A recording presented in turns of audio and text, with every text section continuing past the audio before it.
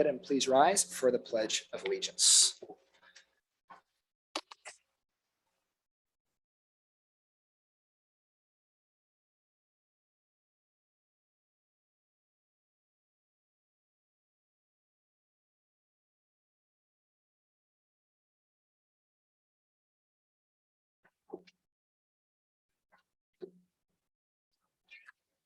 All right. Well, welcome everyone to tonight's meeting. We're happy to have you join us. We have a good group tonight. All comments during tonight's meeting are audio recorded and will be available online on our website. This is in addition to the written minutes. Please understand that while it may appear the board is moving quickly on important matters, there have been previous discussions on these issues, either in earlier meetings or in board workshops, which are also open public meetings. Each director has had ample time to study the issues, ask appropriate questions, and obtain satisfactory answers from the superintendent, her staff, or through outside research. So on our agenda,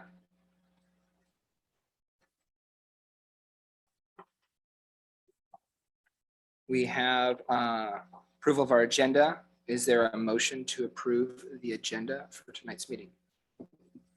I move the agenda be approved. Second. There is a motion and a second. All in favor, please raise your hand. Motion carries 4-0. Moving on to the next item on our agenda, 2.01, student directors. Hey guys, who wants to go first? All right. All right. So my report today, I figured I'd just explain a few things that have been going on. I don't know exactly how much you guys know. Probably less about the actual student life and more about the administration stuff. But let's start. I haven't been in a while because I've had AP tests and track, and I've been busy. But I'm back, and one of the things that's been going on is sports medicine. They went to state and nationals. I'm on the sports med team. It's pretty cool. And there's two sides of sports med. It's half of it's practicum, half of it's just in class learning. I'm only in the nerdy side of in class, but both are cool. And actually, I'd say it's one of our best programs at the high school as far as CTE and other stuff go, electives. And so while a lot of other electives can sometimes become busy work or less professional, sports med is probably one of the best at our high school. DECA is another good one. But AP tests are done, so there's a lot of happy students at the high school right now. AP tests are actually less common than they used to be at the high school. A lot of people are shifting to CHS classes, so college and high school. They just pay money through Everett Community College and not have to take a final exam that way. So it's a good option. A little more expensive, but some people will take that option. And with sports, we've got a lot of them winding up at the high school. Soccer is moving on in the bracket. We're on the semifinals or something like that. Softball is doing well in the tournament. And 4 track and field athletes moved on to state. We just had districts last week and Wesco the week before that. So it's going really well. And with all these extracurricular activities, I think it's really important that we encourage more and more students to be in them, because that's what keeps them in high school, and it just helps them have a healthy balance to their lives, which is super vital and just makes high school so much fun and builds the spirit of what it means to be a Bearcat. And then we also have a bunch of fun social stuff going on at the school. We had macho volleyball. My brother lost, but it's all good. Prom just happened, and that was awesome. Spring fling is coming up, which is basically a whole bunch of fun activities in a single night. And ASB is working super hard on this. Lots of students in there just getting lots of stuff done. And yeah, we're getting pretty close to the end of the school year. Lots of students are excited about that. That's all I've got. Any questions from the board?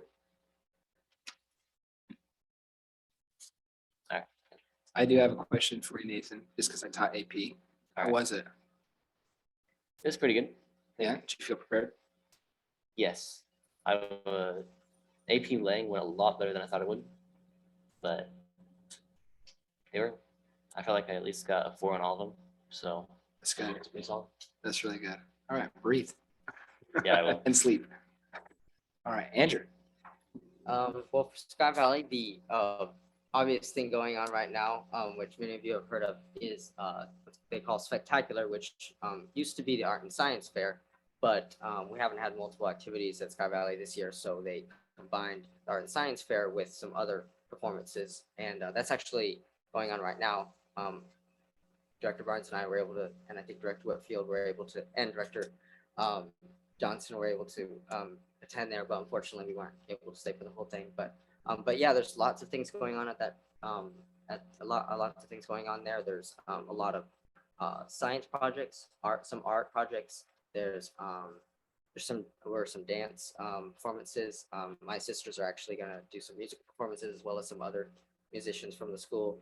And it's just there's probably, I don't know, there's probably hundreds of people there. It's a pretty big event, and it's lots and lots of tables, lots and lots of good stuff there. And yeah, so, and robotics too. Yeah, and so yeah, it's a really nice event. I haven't been able to have it for 1 or 2 years, and so it's nice to actually have this. And it's bigger than at least in terms of what they actually do. It's bigger because they're combining several events into one event. And so yeah, that's really fun. Skylight's really happy about that. And then also just kind of as a district update, we had our second student advisory council meeting on I believe it was Tuesday, I think that'd be the 17th. And yeah, that went pretty well. We basically went over protocols, text and speech protocols, and just kind of what to say, how to say it, how to challenge people to not just accept, not just for example, one of the kind of the guidelines were to don't automatically refer a question to someone who has a higher level of experience or expertise, because that way the person who was asked the question, instead of deferring to someone else, they can be developed, have personal development, and kind of grow in that area, and hopefully one day they maybe can be that person with that extra level of expertise and experience. And so just kind of went over how to text and speech protocols that will allow people to communicate well and inclusively, so on and so forth. And also they also asked the students at the first meeting, how do you want to feel at a student advisory council meeting? And in this meeting, we went over what are action steps we can do to actually bring it about. For example, some students said feel confident, feel productive, feel included, so on and so forth. And so they just suggestions each about what are action steps we can take to help us feel those things. And yeah, and then also through WASDA, student representatives across Washington are now able to join recently I believe this school year, a organization that's kind of an offshoot of WASDA was started. It's called the Student Representative Network. And it's just basically a network for student representatives to kind of talk and discuss things and kind of get feedback and suggestions and stuff. And so that I've been able to attend most of those meetings, and I think Nathan has attended a few of them. And yeah, so we were able to learn a lot of stuff there. And unfortunately today they had their last meeting, but it was a good experience. And we were able to, and also we were able to kind of work and learn a lot about kind of get kind of work on how, what is the student representative role and what guidelines for that, and came up with some recommendations and stuff for what to recommend and what guidelines to give to new student representatives.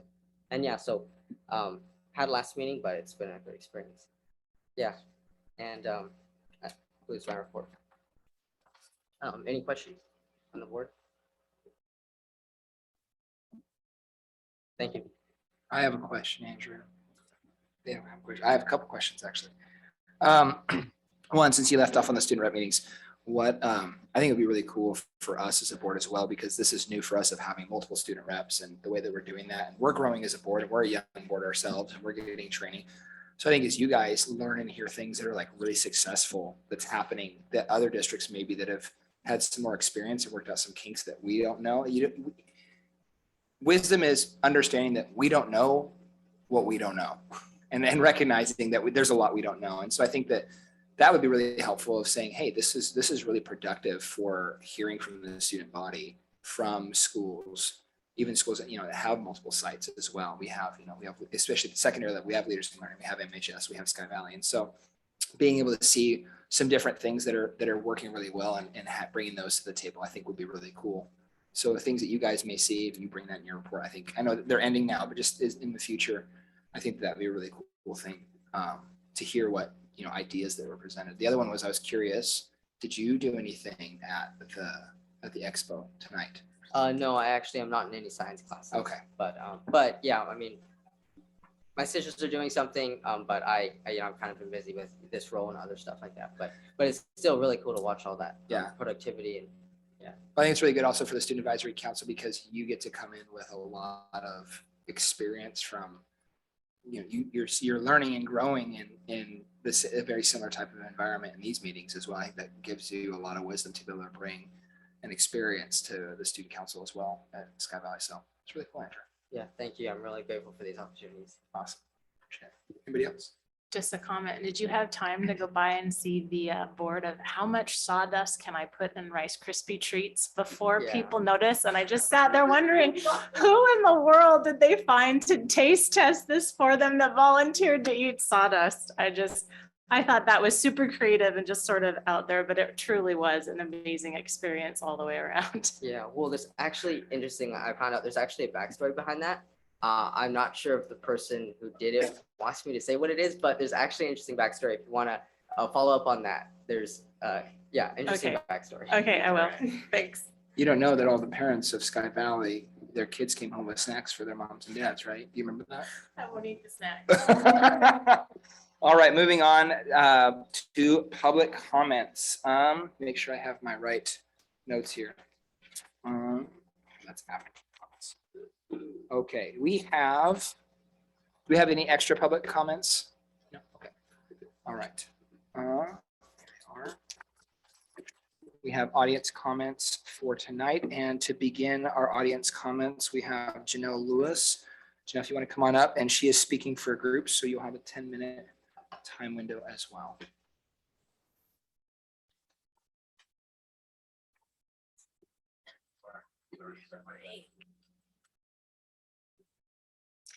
Good evening, everyone.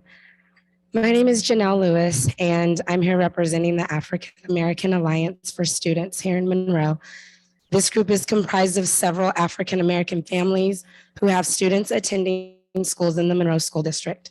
Currently, I have 7 children who attend elementary, middle, and high schools here in Monroe. The first thing I would like to bring to your attention tonight is the continual racial harassment that African American students are having to endure at Park Place.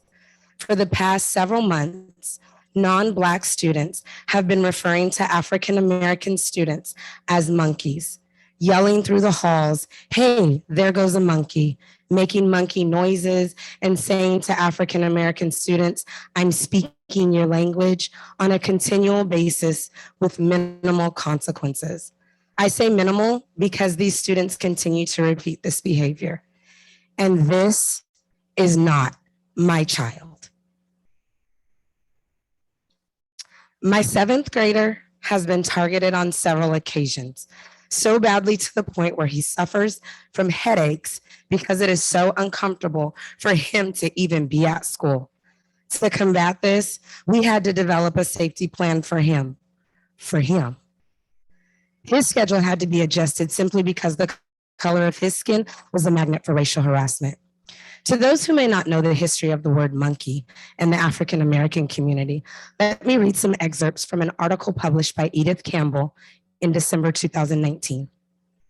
It seems that every other week there's another headline about a Black person being referred to as a monkey, ape, or gorilla, and associated racist imagery, causing an outcry. In May 2018, Roseanne Barr sent out a now deleted tweet equating Valerie Jarrett, a Black woman and former senior advisor to President Barack Obama, with an ape. Later that year, Prada was forced to remove a $550 keychain from its global market amid cries of a boycott. The keychain contained a figure of a monkey with large lips suggesting blackface. British radio show host Danny Baker was fired in 2019 after tweeting an image of a chimpanzee appearing to depart a hospital with the caption, "Royal baby leaves hospital." Offense was taken because the child's mother, Duchess Meghan Markle, has mixed African American and Caucasian heritage. Educators have also been included in these headlines. In January 2019, a Texas teacher was placed on administrative leave for calling students monkeys on Facebook. In 2018, teachers in Texas, New York, Florida, and Kentucky faced disciplinary action for referring to students as monkeys, apes, or gorillas. That same year, the organization Teaching Tolerance documented more than 20 instances of students using these words toward Black peers in its 2018 Hate at School report. It makes you wonder, why do so many people refer to Blacks in such a manner? Where did this false thinking originate and how does it continue to spread? Black people have always been called monkeys, intentionally or not. I taught in a K-8 Catholic school in Indianapolis where all the students were Black, but most of the teachers weren't. Once a white teacher had her young students sing and perform "No More Monkeys Jumping on the Bed." When I pointed out the racism embedded in this song, it was clear she had no idea of the dynamic she created by asking Black children to act like monkeys and sing a tune whose original lyrics can be traced back to 5 little N-words jumping on the bed. Consider the ever popular Dr. Seuss books, which in total contain only 2 Black characters, both of whom are depicted as monkeys. Then there's Curious George, H.A. Ray's series about a monkey that has grown into a global franchise. As Maya Terhune wrote in a Boston College publication, the series' celebration of the oppression of an abducted monkey parallels the oppression of Black Americans. If children's books socialize young people and teach them cultural values, what role do they play in extending the false equation between people of African descent and monkeys? Monkey comparisons have been used to dehumanize people around the globe. But the comparison to the people of African descent is the most enduring. Understanding this history is important because it explains why and how anti-Blackness has come to be. When we see a Black gorilla in the 2018 children's movie Sing dressed like a rapper, or when Francine the monkey friend in the TV cartoon Arthur, based on the books by Mark Brown, is voiced by a Black actor, I believe we're observing the perpetuation of that message. It's dehumanizing to Blacks because it removes their essential human capacities, such as intelligence and emotion. It also relieves others of moral obligation toward Black people, along with any social or emotional connection. Educators and librarians can't afford the privilege of inattentional blindness with regard to picture books, particularly if they're striving to educate young people in an atmosphere of equality and social justice. Those who produce books, teach children, or work in libraries need training to consciously push past their own biases so that they don't perpetuate anti-Blackness myths. End of article. When you consider the history of this connection, it's disgusting that here we are in 2022 and this still is going on. Then for me, an African-American parent, to think that my children are being victimized when they're only trying to get their education that they have a right to at one of your schools infuriates me. Furthermore, to add insult to injury, lessons are still being taught on monkey chimp adaptations. How uncomfortable is that? To not only be referred to as a monkey, but then to have to sit in a class and learn about monkeys and watch videos that focus on them. Clearly, it is obvious students can't handle this type of content given the current situation, yet and still it continues to be taught. I listened to Director Barnes share at the last board meeting how she would not feel comfortable with her 11-year-old reading some of the verbiage in our health and sex ed curriculum, as is her right. I wish it were that were the least of my concerns, seeing that you have a choice to opt out of that. My children don't have the choice to opt out of their skin color or going to school every day. I've given much grace over the past 4 years as my children continue to experience racial harassment at every level. My question to you is, where's the discipline? How can you as a district say that you are against, say what you are against, but your actions don't line up with that? How can Park Place say there's no place for hate when that's all students of color experience on a daily? Hate. It is impossible to spread seeds of kindness over disease-infested plants of racism. You must cut them out at the root to effectively eliminate this problem. Possibly, if we had clear-cut zero-tolerance discipline procedures in place, we might see change. There should be clearly defined policy around racial harassment. End of story. For example, first offense, meet with the parents and require the student to attend an intervention on racial trauma or discrimination, or require them to complete a social emotional learning lesson that centers around their offense. Second time, suspension. Third time, expulsion. Simple as that. That's how you show there is zero tolerance, and we're all united in creating the safe, inclusive space for all we always speak about. Do you know how many children take their lives due to harassment and bullying? Students who struggle with racial identity or gender identity are more prone to commit suicide, and not necessarily because of their beliefs or choices, but simply because people have chosen to target their differences and harass them over those differences. As a parent, I'll use every breath in my body before I allow the actions of another individual to lead my child to believe that because of their skin color, they have to deal with this harassment. What are you gonna do?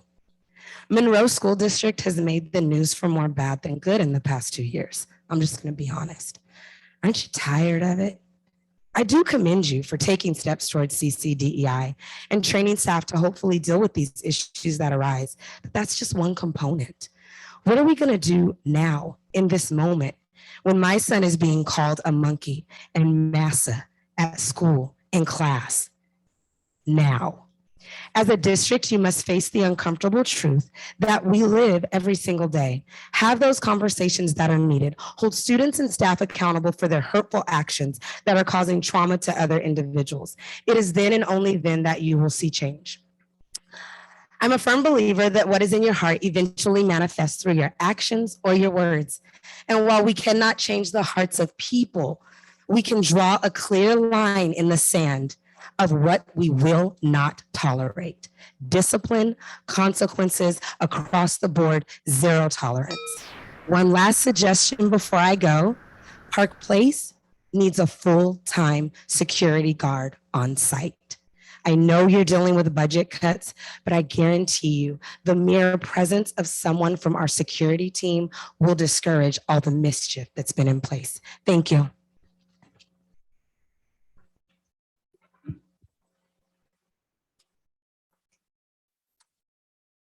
Now, before we go to our next one, I'd like to welcome our board president, Director Bumpus.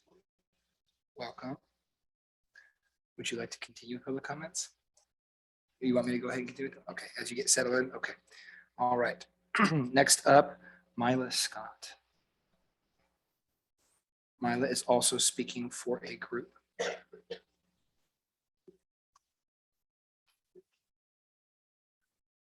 Hi, I'm Mila Scott.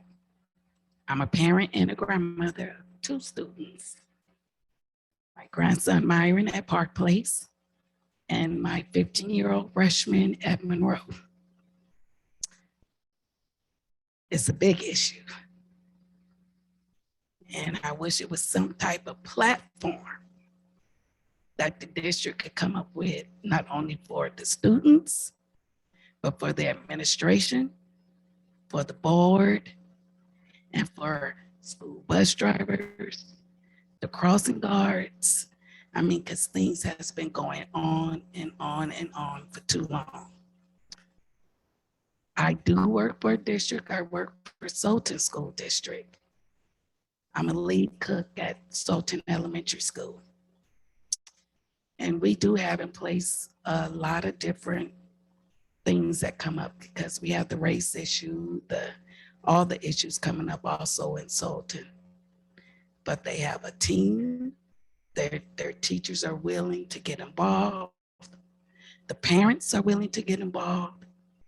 The district is willing to get involved, and they do. And so ours is limited, but we still have the problems.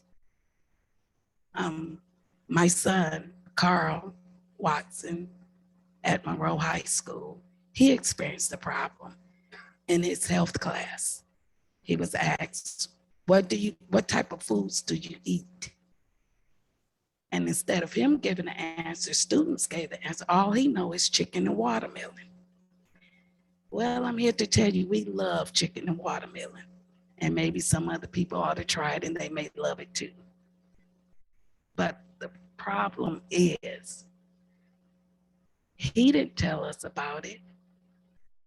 The teacher didn't tell us about it. Another student's mother contacted me. I don't even know the student. Don't know the mother. She told me what the problem was. And later on, Mr. Brett himself called. And it was handled. But could you imagine it's still going on about all the issues that's not being handled? Kids being called monkeys. I'm speaking your language. You're the N-word. What are we gonna do? What do you guys have in place to help our students of color move on and get the education that they deserve without all the bullying and the discrimination? And that's my question to you guys. Thank you very much, Myla.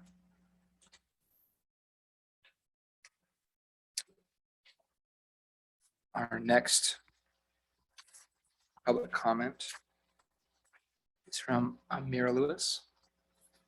Amina, sorry, that's an N. I got that wrong. Amina Lewis. Sorry, Amina. Hello, my name is Amina Lewis, and I am a sixth grade student at Park Place Middle School. When non-Black students make fun of Black people, it makes me angry and it bothers me. This didn't just start happening, it's been happening and going on for a while. It's not fair because we didn't do anything for them to say racial comments to us. When non-Black students say things like go pick cotton or call us the N-word, they don't know the history behind what they're saying. The N-word is a very hurtful word to use towards Black people and goes back to slavery. When people use these words, it doesn't hurt, but they've also taught me a lesson.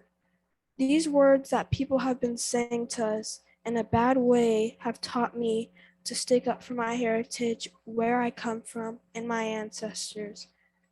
They have also taught me to be a strong Black girl. When I hear these words being said, I do go to my principal and my mom, because if they're not reported, they won't learn. I don't think enough is done to stop this because it keeps happening and it makes us Black students feel like no one cares. This whole experience has made me feel like there are a lot of people that don't like Black people, and I know where I stand as a Black girl and will always stand up for what is right. Thank you. Thank you, Amina.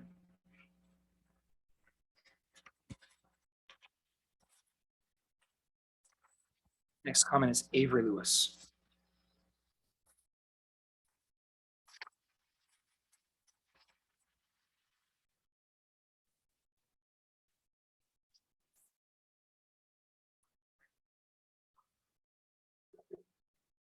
My name is Avery Lewis, and I am the first grade. I am kind to all of my friends, even when racism is things happening. Please help this racism. Please help stop this racism. Thank you. Good job, Avery. Thank you. Our next public comment is from Shaquana Robinson.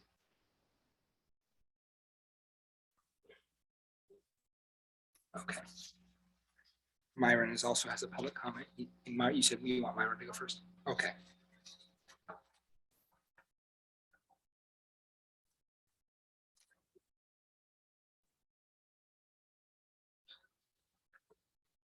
Good afternoon. My name is Myron Robinson Jr. I'm one of the Black students in this district. attend Park Place Middle School on a daily basis. I have to deal with racism, harassment, bullying, and intimidation.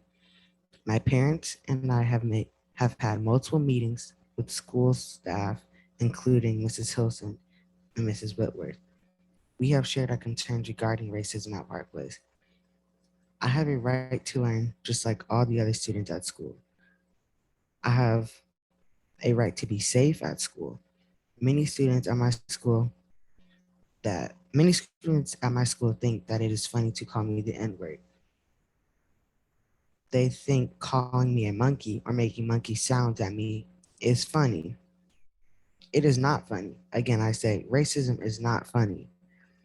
Because of constant threats and harassment from students of other races, I have to walk down the halls at school watching my back all the time. There are many Black students in this district that are dealing with the same issues. Some of them are in this room today.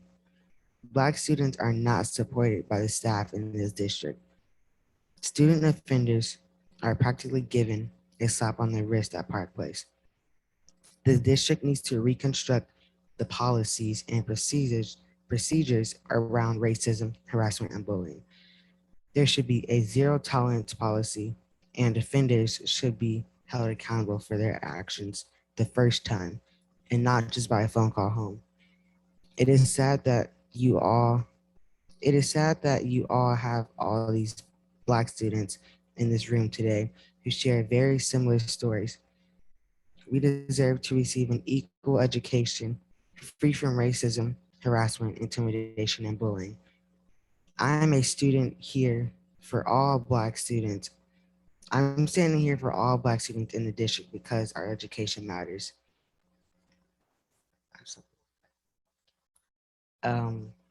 It shouldn't matter what race you are. It doesn't matter if you're a Black male, Black female, Hispanic female, etc.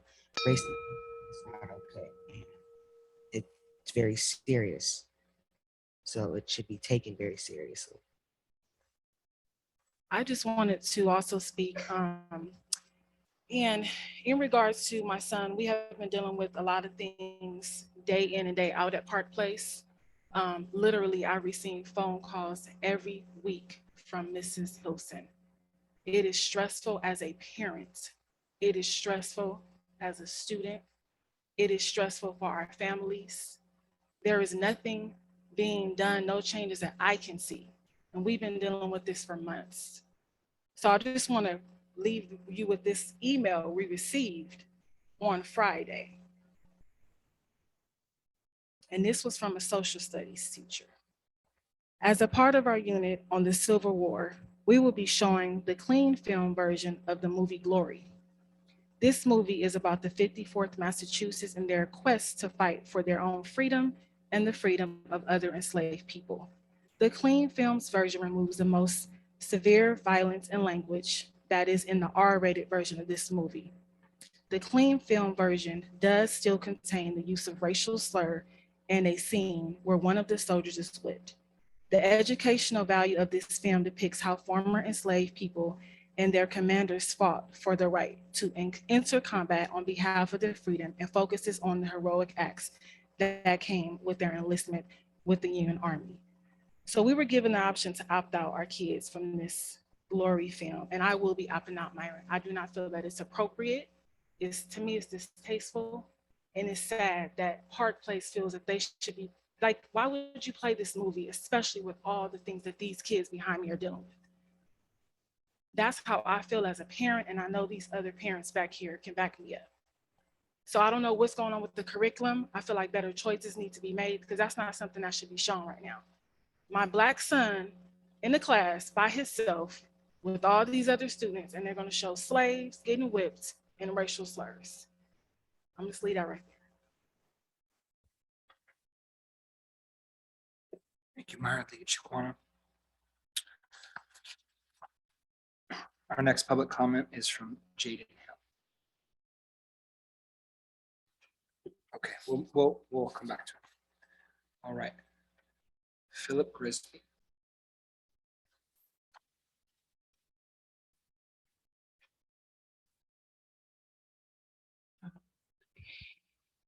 My name is Philip Grigsby, and I'm a ninth grader at Monroe High School. It's very disheartening to hear about the racial incidents going on throughout the district. This has been going on for years, and nothing has been done to fix it. One example being the racist drawings on the stalls of Park Place depicting a swastika and the Ku Klux Klan. It all starts at home. These kids are obviously learning things from their parents and/or social media. Both influence a child in a large way. Another example is kids using the term monkey to refer to Black people. It's very sad to see that racism has found its way to children that should be innocent when it comes to these types of things. You shouldn't have to be a constant target just because of the color of your skin. It's also disappointing that kids are learning racist ideologies in a new generation that will soon be the new face of this country, the kids that will soon be representing this country. This is why we need to effectively put a stop to all the racism going on. Thank you, Philip. Tamara Grigsby.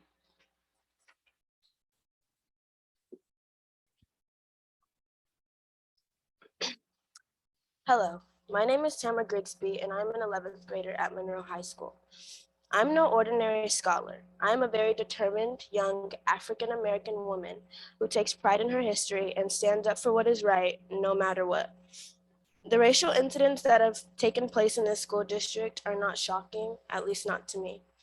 We've been through this before again and again, and to me, it's just a cycle. I'm not even disappointed anymore. I'm just fed up. Students should not fear coming to a place where they are expected to be protected. It is 2022, time to get used to Black people and other people of color being here. We all bleed the same blood.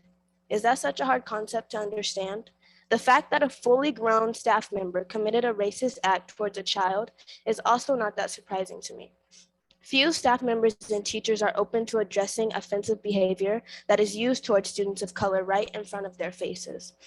In my opinion, strict measures need to be implemented in the school system to provide accurate knowledge to staff members on the topic of racial discrimination.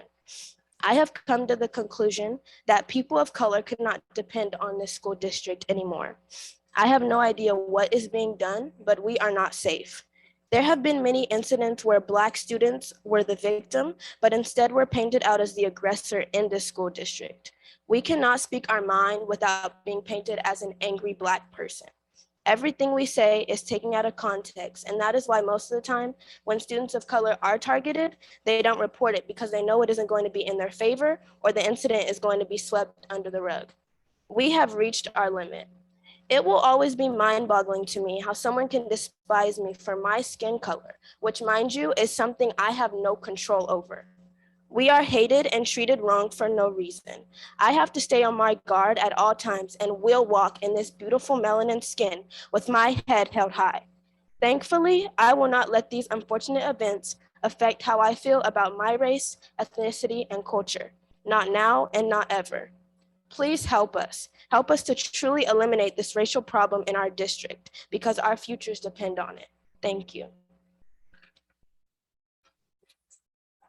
Thank you, Tamara. And Jaden Hill.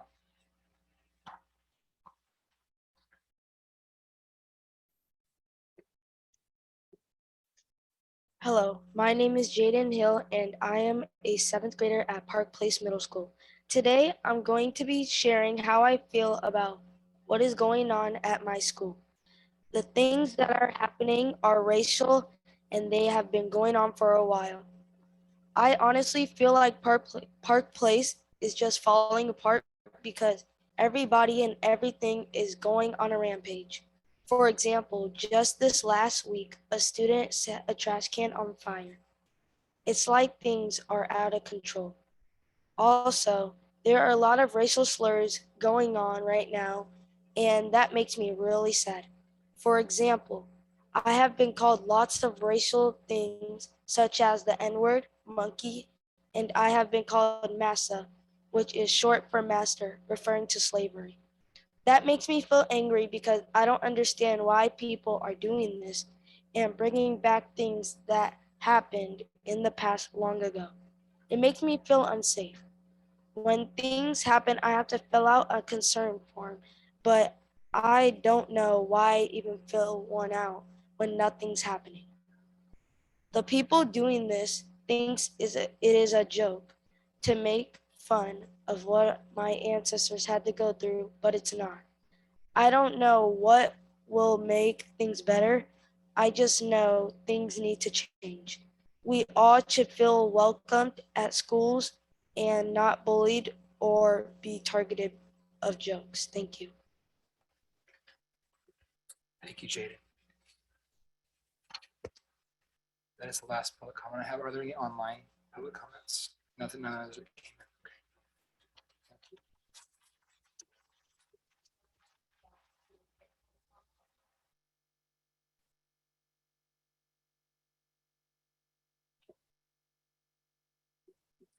That said, I'll go ahead and turn it over to our board president, who's now here, as we move on to our next section of superintendent staff reports.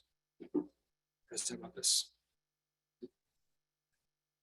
Thank you for your public comments. We appreciate you being here. We do have a workshop that's coming up, or a staff report on behavioral support, if people would like to hang out and listen to some of those details. And moving on to 4.01, we have behavior support. I'll hand it over to Kim.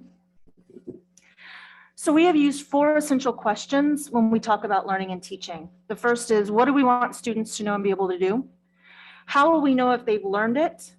What do we do if they haven't learned it? And what do we do if they already know it? The same questions we use for academics can also be applied for and used for social emotional learning and behaviors. We want our interactions with students who may not be their best selves all the time to be based on what the best research says about behavior modification. What do students need to learn to help make better choices? And how do we respond when they are not able to be their best selves? Chris Cronus, Joe Nigel, and Greg Burns are here today to share with you our work on social and emotional learning and discipline.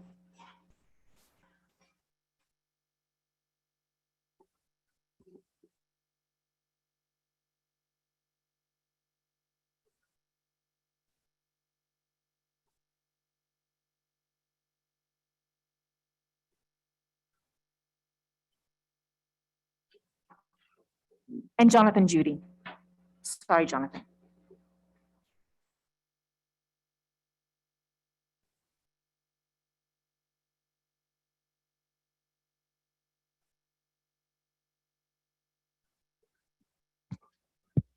Took a minute to, I guess, connect. Hi, folks. Chris Cronus, Executive Director of Elementary Ed and Categorical Programs. Let's have everyone introduce themselves. I'm Jonathan Judy, the principal at Hidden River Middle School. My name is Greg Burns. I'm the director of our Risk Safety and Security Department. My name is Joe Nigel. I'm your Director of Prevention Services. Good, Keith. All right. I'll try to get all this stuff off the screen so it's a little easier to see. All right, so thanks for having us, giving us an opportunity to talk with you about some of the things we're doing around discipline here in Monroe. To give you a little background on my own personal experience in Monroe, I actually came in as a consultant a couple of years ago, serving, my role at that time was actually to support schools in really re-envisioning and understanding how to approach discipline in a very different way, a way that differs significantly from the way the majority of us, and I will say us collectively, were disciplined as children, and we experienced discipline as children in schools. So the first thing I think we want to take a look at here is, let's just bring us back to what we're all here for. And those are our 3 commitments around powerful instruction, equitable access, and high expectations. And these 3 buckets really demand us to examine our practices around discipline through this lens. So foremost, we should have high expectations of every kid. No kid deserves to hear the things that have been said to them that was shared tonight. And no kid should even think to say something like that and then be okay with it.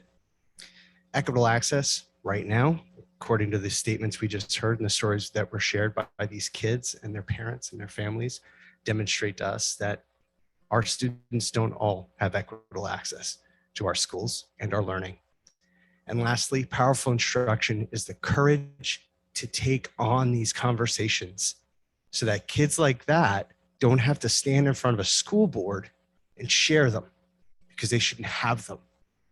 And that takes courage and it takes pride. It takes pride in our schools, pride in ourselves, pride in our community, so that they can stand up and face the discrimination and address it head on. And that's not happening in our schools enough. So we have a couple of aspirational beliefs that we're trying to ground ourselves around this work. Foremost, and this is a hard thing to really kind of wrap your head around, is that all behavior is a form of communication. Acting out behavior, maladaptive behavior, however you're going to frame it. It is all based on personal experience and what you're trying to achieve. Okay. Therefore, discipline's an opportunity to consider the needs and the strengths of a kid and addressing them and trying to support their behavioral change through that lens. One of the other things we know about behavior is that attempting to stop it or punish it without understanding its function, it's not going to work. There's a lot of research on this. In fact, one of the next slides talks about that. And we need to address or administer discipline in ways that respond to the needs and strengths. That's actually part of the law that's been adopted. And what does the research say? We've known for 60 years that punishing children will not change their behavior. 60 years we've known this. We still do it. Look up on the hill. Got a whole place full of them. All right. And this has been going on for, since the dawn of time. We started, law was based on Hammurabi's code. That was an eye for an eye, right? We have been doing this for a very long time, and this change is going to be hard, and it's going to take a fundamental shift in how we think about behavior, because we haven't thought about behavior this way. And certainly we haven't thought about it through a systemic operational change in the way we actually do business. Because to one of those family members' points, while we can't do zero tolerance, mean that if you do something like, some racially charged comment toward a kid, you are thrown out of school for the rest of the year. We can't do that anymore. Okay. Those policies have changed. The law changed 2019, 2020. That year was the shift from a zero tolerance approach to discipline. So we have to look at it differently and we have to address it differently. It doesn't mean we don't address it, but it means we address it differently. And this is one of the reasons why we know we need to. I know this is difficult to read. This is correlative evidence. This is not direct, okay? It's not causal. But students are 5 times more likely to drop out, 6 times more likely to repeat a grade, and 3 times more likely to have contact with the juvenile justice system if suspended just 1 time. Doesn't excuse the behavior, but we're here to serve every kid, including the ones that give us the hardest time.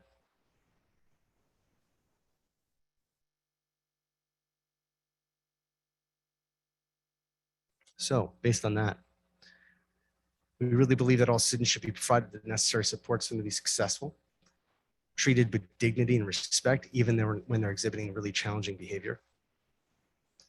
Address the systemic issues that result in disproportionate numbers of students of color being disciplined at higher rates than their peers, and creating opportunities for more successful learning of those appropriate behaviors. That's what's absent right now. I'm going to turn it over to Joe Nigel.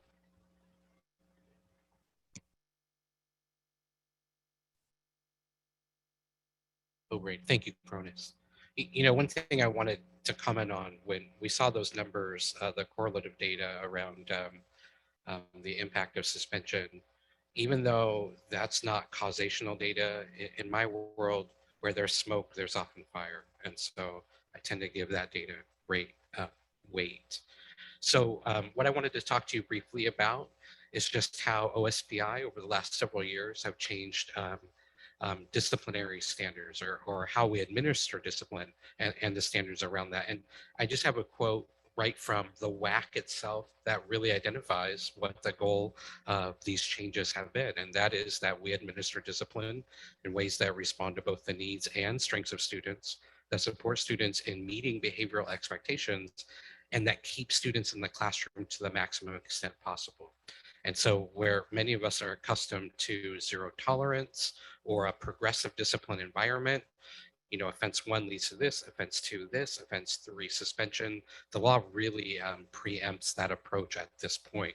They identified 5 pillars of policy that we are responsible for upholding, and that is 1, that we engage families, students, and staff in discipline decisions. What that means is that anytime we engage a student in the disciplinary process, we have to engage in meaningful communication, both with the parent and the student and witnesses of whatever behavioral violation occurred, in order to find the best approach and the approach that meets the needs and strengths of the student. By law, we have eliminated zero tolerance discipline policies and practices. This prevents us from instituting mandatory exclusion, both from the classroom or from the school building or the district as a first response, except in one case, that is a firearms violation.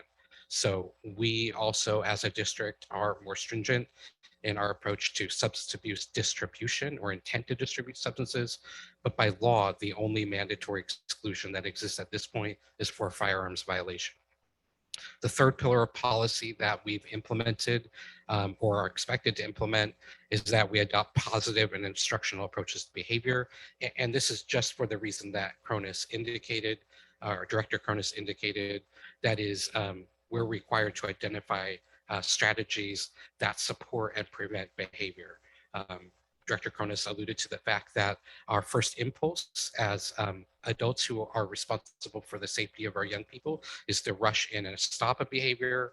What we've been teaching to over the last half decade is that simply rushing in and responding to that behavior may actually meet the function of that behavior, even though the consequences seem dire to us, and actually install that behavior as the norm instead of preventing it from happening again. So when it's safe for our students and our classrooms, going in first, understanding the motivation behind the behavior, speculating about the function and coming alongside it is the best way to prevent recurrence in the future. It takes a little extra time, but it produces dividends. Yeah, and I'd just like to explain a little bit more about what Joe's referring to. Sorry. Please. Director Nigel's referring to about function of behavior.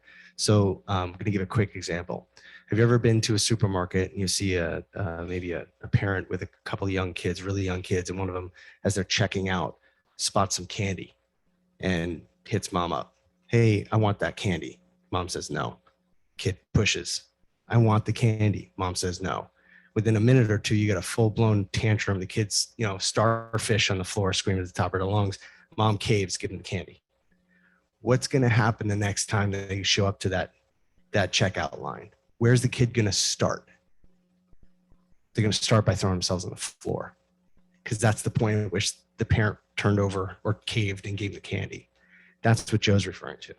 If we come in hot with meeting the need of the kid in that moment, we actually support the behavior, which is a real twist to how we typically approach that kind of work. It's usually intervention, stop, we're ending this right now. There's nothing wrong with saying that. That's okay. We have to. That's our job. We have to intervene. But we also have to recognize that the goal of the kid doing the behavior has just been met. And so then we have to pivot and figure out how to address that need in a different way that's more constructive and less maladaptive. That was awesome. The fourth pillar, one that's really important, is OSPI and our state legislators have been really clear that the purpose for these rules redesign were to slow down discipline. When they're looking at disproportionate student discipline data across the state, one of the things that they saw was that mandatory exclusion and zero tolerance policies tended to overlook dominant cultures and really punish marginalized cultures or non-dominant cultures in the community, whatever that might look like. So the rule is intended to help us understand the context of the behavior and not just respond to the behavior in isolation. So if a student is sleeping in class, that might have met a certain consequence threshold in the past. Now we're asking, Did that student have to sleep in their car last night? Were they in a shelter with mom? Did the police respond to their house in the context of a domestic violence dispute? What's driving the behavior before we just sweep in to punish it? Helping to understand helps us to connect these families to support, helps us to interrupt the behavior in the long term. And then the final pillar of policy really is looking at the classroom context and prioritizing data-informed decision-making. So data is king at this point. Most state initiatives, most federal funding initiatives all come back to the data. What's the data telling you? How are you responding to that rather than to your gut feeling? Finally, you responded as a board, you adopted policy in 2019, 3241, that affirms the WAC. And on one hand, you didn't have a choice. On the other hand, it was the absolute right thing to do.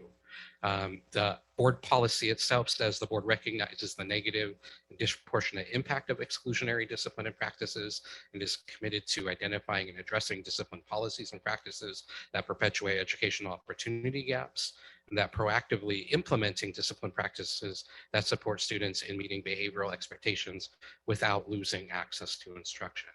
And so access isn't just equal opportunity, but really removing those barriers that prevent meaningful engagement. And so I'm going to take a step back. I'll hand this off. So I'm here to talk a little bit about what does this look like in schools. And I'm going to come back a little bit, take a step back a little bit to how Chris started. There seemed to be a through line in his introduction to this thought that our experience and our experiential knowledge is a far stronger impactor of us as people than our informational knowledge.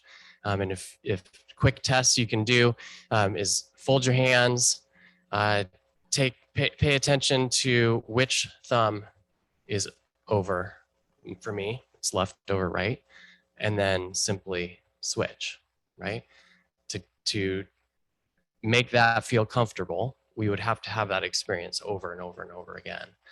And that's where we are in schools. We're at a hinge point with the policies, the laws that are guiding the work, but also the evidence-based practices that we know truly impact a change in behavior. We are at a hinge between what people have experienced and the experiential knowledge that they bring into the work and the information that we know we need to put in place to change our practices. That experiential knowledge is stronger for our staff, for the adults in the system. That experiential knowledge is stronger for our students and for our families. And so this is a significant area of work that is going, I believe, to take us potentially, for me, the rest of my career as we continue to get better and better and better at creating spaces that are truly designed for all kids to grow and to make progress. That's part of the hinge point is that we're in, is we are looking back, and we heard some strong voices tonight already about what our historical setup in schools has looked like and felt like. And so that's where we are. We're in this hinge point. Let me get a little bit more clear or a little bit more specific. There are some core principles while we truly humbly address this challenge, looking at the pieces that we don't know. There are some core pieces that we attempt to build our frameworks around. First of all is that we, anything that we expect of our students, we are committed to teaching, to reinforcing, and to responding. So let me unpack that just a little bit, that if there are, we know that from our core values to our expected behaviors, not all students are coming in with the same information. So our commitment is to teaching a set of school-wide values, teaching our expected behaviors of our kids, teaching our adults what the expected behaviors are as well in terms of our interactions and our impact on kids. So the principle of whatever we expect, we teach. In that process, we know that as we shape behavior over time, we have to have consistent reinforcement, consistent celebration of the behaviors that we do expect to see. And then we know that we need consistent responses. A single pronged approach will not change our schools. It won't do it. It doesn't cut it. We need the full comprehensive view of how we create spaces that consider the needs of all kids. And that's that commitment to teaching, reinforcing, and responding. A couple of examples of this in our current practice. In our middle schools, we have the second step curriculum that both schools have implemented and are using. At Hidden River, we teach through those lessons weekly. That is a very, very small starting point. It helps us develop shared language. It helps us develop shared strategies. It does not change the interactions for kids. So I want to be real about that. But it does help build a foundation and get us started because it creates that shared language for us and shared experience with our students. At our elementary schools, we have the PACS program. If you have more questions about that, Joe is really our resident expert in that area, but essentially it's founded on the same premises of we're going to teach the behaviors we expect. We're going to be really clear in that process of going through with kids, not only what are our rules or our expectations, but what does that look like? What does that sound like? What does that look like and sound like in the classroom? What does that look like and sound like when we do a transition? What does that look like and sound like in the hallways, in our cafeterias, in our playgrounds? So it takes students through very concretely, pre-teaching not only what the expectations are, but how to meet those expectations. And then it uses relational connection to provide that celebration and reinforcement of the behaviors we expect to see. Do I need to cover any more on PACS, Joe? Just wanted to reiterate what you said. PACS works across the span of life because it recognizes expected behavior. It doesn't necessarily focus on calling out misbehavior. So reinforcement's a key strategy in that practice. So moving down the list, the other framework that we frequently anchor to is the levels of intervention and you all have heard probably us talk about this concept of what are we doing for all students? What are we doing across the school? What are we doing for some of the students that were not quite meeting their needs? And then what are we doing for a few students who need more intensive support? And that's what that levels of intervention is really referring to. And in the case of responding to and working with student behaviors and adult behaviors, the school-wide work truly is starting at the classroom level and starts first and foremost with the relationship that teachers build with their students. And so as a school system, what we look at is how do we put our teachers in the position to establish, maintain, and then be able to restore relationships if there are fractures in those relationships with staff. As part of that, there may be traditional disciplinary actions that are needed, and I'll go into that in our next slide. And at that point, that's where the administrative support comes in as well, in addition to working shoulder to shoulder with our staff members in terms of the relationships that they're building with students. So as we look specifically kind of a little bit more dialed into the response side of how do we develop consistent response routines to the unexpected behaviors that we see. So that's on the next slide. And you've heard references to zero tolerance tonight. I don't necessarily want to get into semantics around this. I think the shift that we're advocating for and that we're in need of is a move from that zero tolerance to consistent, meaningful responses. It's not that this swept under the rug. It's not that things, that there's a blind eye turned. It's that we have a full menu of consistent responses to student behavior that we know is effective and meaningful for bringing healing. And so a couple of things that we already have in place in our schools is the work around restorative practices. That specifically looks at a routine and a process that asks the questions, how can we restore what has happened? What has happened? Where's the harm? Let's explore that together, and how can we repair that harm? That's what that process refers to on the response end, at least. that's just a slice of the pie of restorative practices as a whole. But on the response side, that's essentially the question that's being asked. In our responses, we need to have a system where we have clearly identified natural and logical consequences, where we're helping students see what is the consequence that actually your behavior already has created, that is the natural outcome of those behaviors, and then how do we help you avoid that behavior again. So the combination of natural and logical, natural being there is something that already has happened, it's already occurred, that was the direct result to that behavior that you showed. And then the logical piece is what can we put in place to ensure that that doesn't happen again. Yeah, Chris has an example for you. So just a real quick, kid throws food in a lunchroom. What's the logical consequence? Clean it up. Kid's going to clean the lunchroom. That's a logical consequence. Natural consequence, a kid is messing around with their food and is messing around so much with it, they drop it on the floor. Natural consequence. You got to figure out how they're going to eat that afternoon. Okay, just want to make sure it's dead clear. Thanks. The other piece in our responses is having an educational component to what we're doing. What are the steps that we're taking around reteaching the behaviors we need to see? Ms. Lewis referenced that in terms of some of the behaviors that they've experienced. What are the interventions that we can put in place for students to be able to learn the impact of the interactions or the choices that they're making?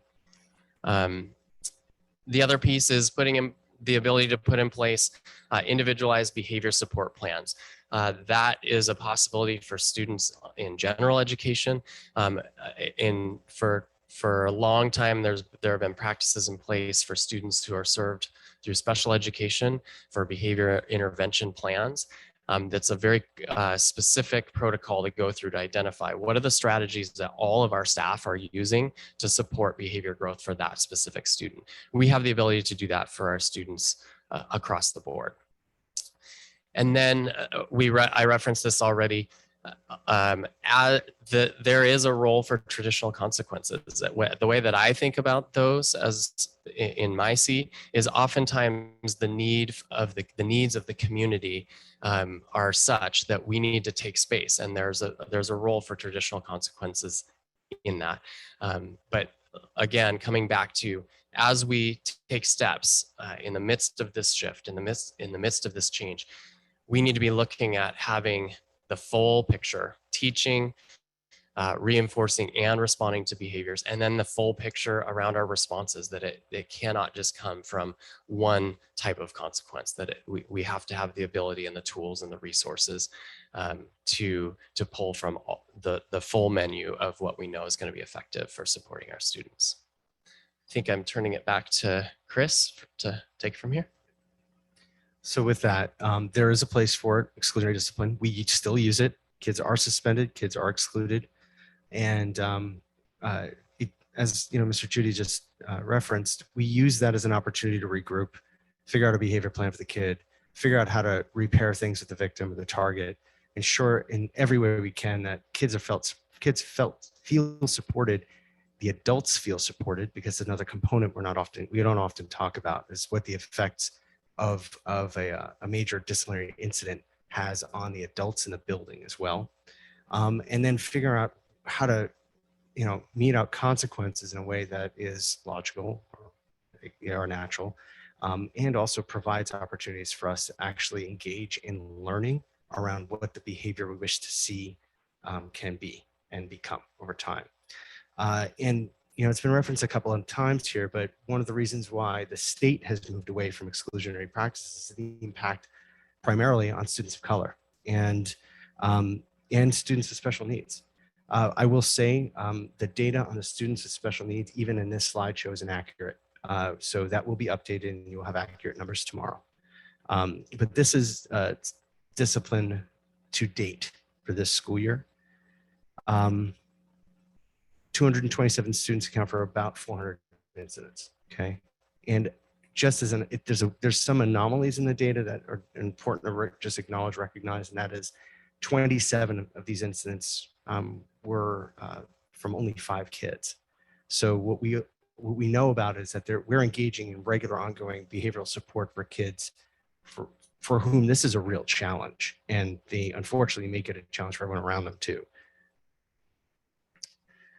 What's, I think, glaringly apparent from this slide right here is if you look at the overall population. So N is number, that's the total number per. So we're not just focused on the actual percentages because it's easier, it muddies the data if you only look at percentages. But that is our overall population, right? Native students, about 21 kids, 177 students identify as Asian, Black and African American, about 74 kids district-wide, just on down the line there. When you start looking at the exclusion rates, though, Monroe is unfortunately in very similar place as most other school districts are nationwide. And that is we are disproportionately disciplining students of color. We're disproportionately disciplining Black and African American kids and Latino kids primarily. Do you see the difference, the delta between total number of kids compared to the number of kids being disciplined? Yeah, all right, just want to make sure that was clear. All right, the other disproportionate statistic is that the number of white students being disciplined is lower than the percentage there are, which is another spin on the data and something else to consider.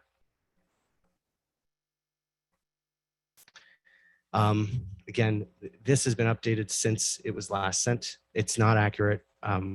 This will be corrected and additional information will be provided. So in response, Continuing Consulting has worked with the district for a few years now. We are in the process of re-engaging with them for next school year. All 9 buildings will be working with Continua, as well as the school district as a whole. There'll be individual building plans developed with their leadership teams, their school leaders, and the consulting teams that are assigned to them.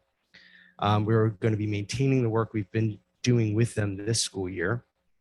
One of the biggest things we tackled this school year was work around foremost identifying the specific ways in which discipline is coded in Skyward, so that we could be more consistent. One of the things we learned early this school year was that the bad data in, bad data out. We have been putting bad data in for a while. So some of the numbers that we had in the past were inaccurate. The second big lift here, and it's not even been mentioned today, is the office disciplinary referral system. So we are looking at the big stuff. All of the discipline we've mentioned here is exclusionary. That's kids who got kicked out of school for various reasons. What we're not looking at are the minor incidents that become major over time if they're repeated over and over and over. They're minor incidents that just make it difficult to be in school sometimes for everyone around the kid who's messing around. And that process is still very much in its nascent stages. I think, Mr. Judy actually shared with me on a Friday afternoon when I dropped by his building, some pretty amazing work that they've done to address that system, which we need to create system-wide and really help our schools develop systems to collect this behavioral data. The behavioral data is paramount in really addressing the specific needs and pockets of need you find within a building. So for example, if you're at the high school, let's say one of the wings, you're seeing more and more kids coming out of that wing with some sort of behavioral issue that's come up. Well, you don't know that's happening unless you actually can quantify it. So we're trying to figure out how to build systems that people can easily learn and sustain. Two of the hardest things, the sustainability of these systems is really paramount, so that we can collect really good data and address it and really just attack it and meet these needs as they come up. Additionally, we need to look at the first bullets there, the one I just referenced, but we also have to update our website with the practices in place, the procedures in place, and what we need to do to make sure that we're communicating out to the public in a clearer way. And the last thing is we need to align our students' rights and responsibilities district-wide. It's not, each building kind of has their own system in place, and that's been developed over time out of need. There hasn't been, based on appearances, real strong, clear direction from the central level that's helping buildings adopt these practices over time. And I think that that really kind of speaks to some of the other splintering that's happened here over years. That's why you had to adopt all new curriculum simultaneously one year, a couple of years back. This is another example of that, I think.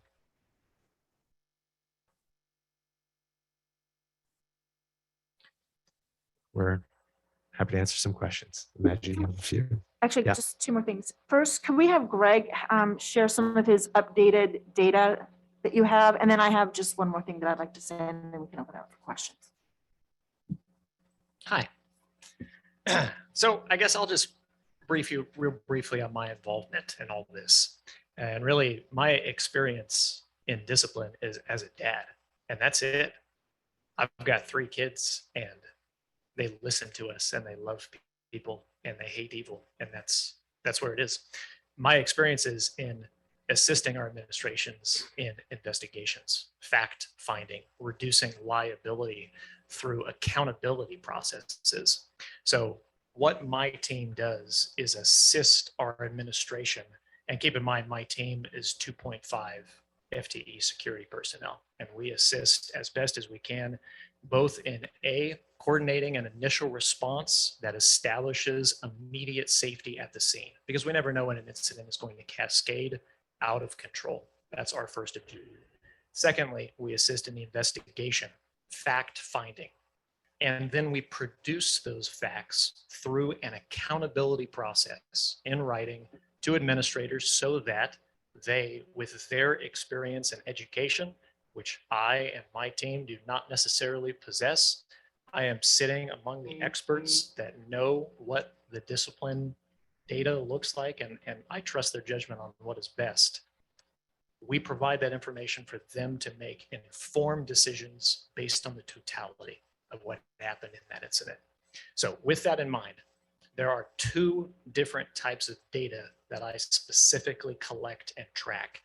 The first is the total number of events that activate our ICS protocol. This is essentially any event that could cascade into a larger event, and therefore the superintendent's office should be notified so that our command staff are able to respond as necessary to anything that could follow should the incident continue to escalate. To compare, from 2018 and 19 school years, we had 371 of those formal activations of that ICS protocol. In this year, we've had 228 activations, which is a 64% reduction in total number of activations. 64%. 64%. That's a lot. That there's something driving that data. And now the other data that I collect is specific to our security team, and these are formal investigation files where I essentially want to know exactly how many incidents of tobacco or vaping or drugs or assault or HIB are happening. And I want that specifically associated with a detailed report so that we can be held accountable for our actions. I think that's a beautiful thing to have accountability in those places. If we look at the 2018-2019 school year, we had 201 total security investigations where my team, based on their judgment, determined we need to essentially document this in writing, what we're doing. This year, to date, we've had 215, a much similar number. That's a 6% increase in those total numbers of cases. And what we see in the land of security investigations parallels what my colleagues see on our healthy use surveys, where the number of what I would consider relatively minor incidents, general safety concerns, tobacco and vaping, is significantly reduced in the district. We're seeing less of that formally, and we're seeing a major increase in severity of violations. For example, in the 2018-19 school year, of those 201 security cases, 41% of those were related to tobacco or vaping. And this year, 16%, 41 to 16%. That's a significant reduction, parallels that 60% reduction that we saw earlier. However, assaults in the 2018-19 year compromised 8% of those reports. This year, they comprise 13%. In the 18-19 year, we saw threats and weapons at 7%. This year, more than double, 14.5%. Those are some of the trends that we see in the land of security world. And I also would be remiss if I didn't note the perception that my team has in the field.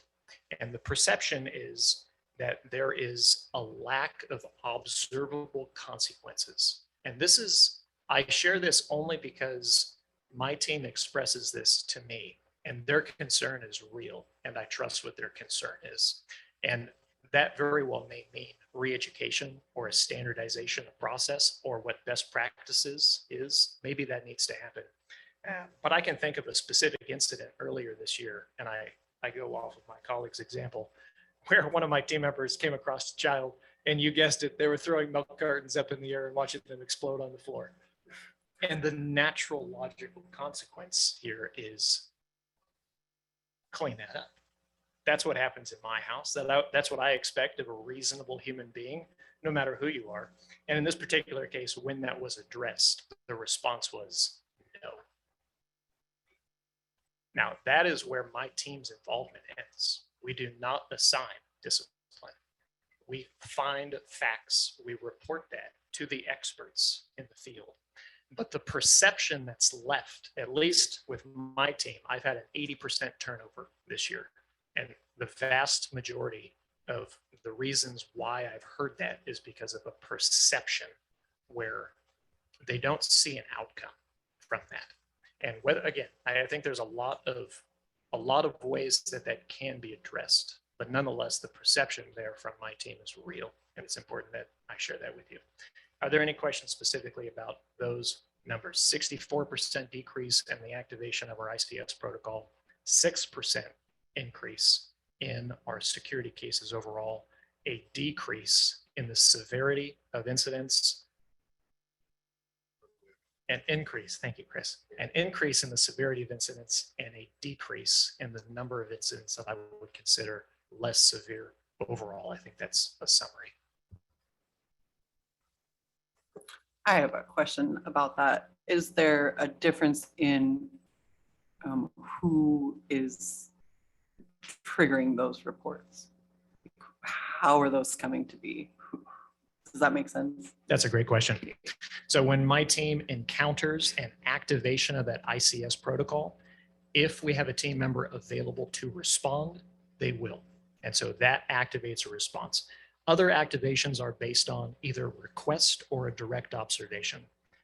So if, for example, we get an alert through one of our systems that there is an assault or a claim of an assault, or a child has a video of something, or if a child walks directly into the security office and makes a report directly to a security person, or if they see something that's happening when they're doing proactive work, when they're walking through the halls or providing lunch supervision, all of those methods would possibly start a report. And my expectation for my team is that if it could incur future liability for themselves or another person, if they either don't take action, or if they do take action and it's inappropriate, then they need to do a formal report on what that process is for accountability later on. And I would say my team does a very good job of doing that. And they are certainly, again, 3 personnel, 2.5 hours. They're busy. So I want to make sure that we open this up for the team. I do just want to add one more comment, and that's all this work that we're doing in an effort to change a system, to change a culture and how we work with kids. These are children, every single one of them. It's going to take some time. And we know that students of color, students with disabilities, are LGBTQIA students. And all of these students who are at the receiving end of bullying, intimidation, and harassment, it doesn't matter to them. They want it to stop, and they want it to stop now. So we're trying to use research and make this a better place for all of our kids, which makes it a better place for our community, which means you have better neighbors, all of that great stuff. But it's going to take some time. And this is why it is so critically important that we have your support. This is why it is so critically important that we have our community's support to do this work.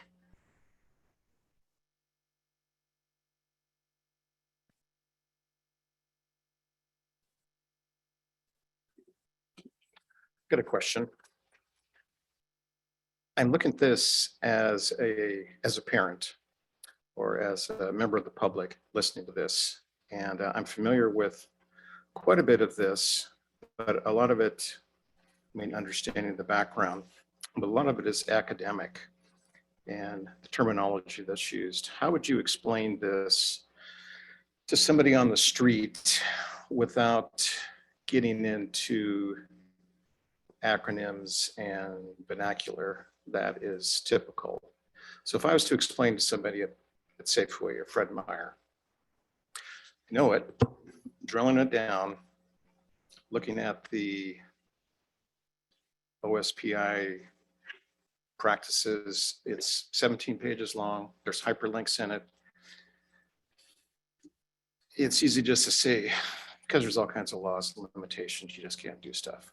So how would you explain it to common folk? I think the first thing I would say is that kids are still getting consequences. And if they're not, that's actually learning for our staff. And I will share this too. I'm going to share an anecdote, both a personal one and a professional one. When I was a principal, my staff moved this direction. I was leading the staff in this direction. And I got a lot of pushback because all of a sudden kids weren't getting consequences. That was the refrain over and over. Kids aren't getting consequences. Nothing has any teeth. You're not doing anything. The problem I ran into was that I didn't do a good job explaining the nexus between consequence for the behavior and understanding the behavior so the consequence is appropriate for the behavior. That's the difference. I had a playground supervisor who would put kids on the wall. That's a thing, right? We actually, that happens in our elementary schools here in Monroe, where kids get put on the wall. The problem with framing that is that the kids being punished immediately for inappropriate behavior that took place in the playground. There's actually nothing wrong with giving a kid a timeout. The problem is if you don't connect the timeout with new learning around what it should look like to behave appropriately in that setting. That's the nexus. That's the hard part because it takes time. It takes manpower.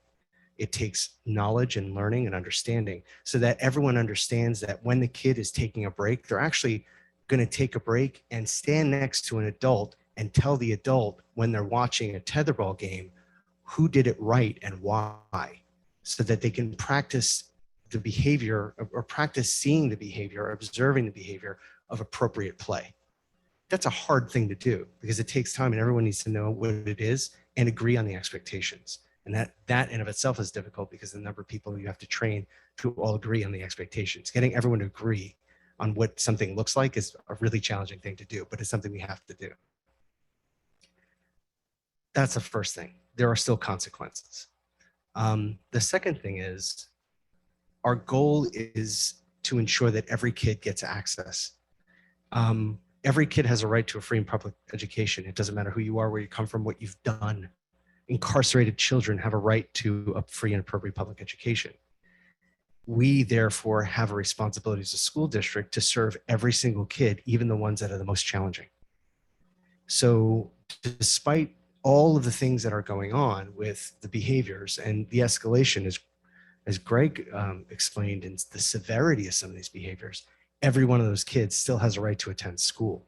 That is a tough pill to swallow for a family who's the victim, or a kid who's the victim of taunts or racist and discriminatory acts. That's a tough pill to deliver in standing at Fred Meyer too, I imagine. But that's what has to happen. We could also talk about our goal is to change the behavior. And I think Chris said 60 something years of research shows, no, 60 years ago, we learned that punishing kids just to punish them doesn't change the behavior. We're trying to change the behavior. And behavioral change is an incredibly difficult thing to do. I've tried losing weight. I imagine there are one or two people in here who have probably tried losing weight. That is not an easy thing to do. because it requires you to change your behavior, and change adults in particular. Changing their behavior is a very difficult thing to do. So we're not just changing kids' behavior, but we have to change our behavior in order to successfully engage with a kid about the change in their behavior. That's a very hard thing to do. It's going to take time. I got a follow-up question. It's interesting talking to folks my age. It's back in the day when we got SWATs, and it did change behavior. You know, there was a threat, there was pain and punishment, and you thought twice before you did something again. So just way back to give you that example. I still remember the specific times I had them and the reasons for the consequences. So again, asking as John Q. Public, it sounds so complex. What's going to happen now? Aren't kids going to have any consequences for doing things that are unacceptable, like these comments? And the parents rightly deserve answers from us and then the school board, and we're accountable for those. So sounds too complex. Why not just get on the dime? Why not just get on the dime and act? Well, I can't speak to that, like the act part. I think we're doing everything we can right now. We can still do more, and that's going to continue. In reference to physical discipline, I don't think we share a birth year, but I was on the other side of that too. And when I teach into this stuff, I actually teach about, why I have a scar on the right side of my eye. Physical discipline with kids and families, it's still totally legal to spank your kid in the state of Washington. We're not parents. That's the difference.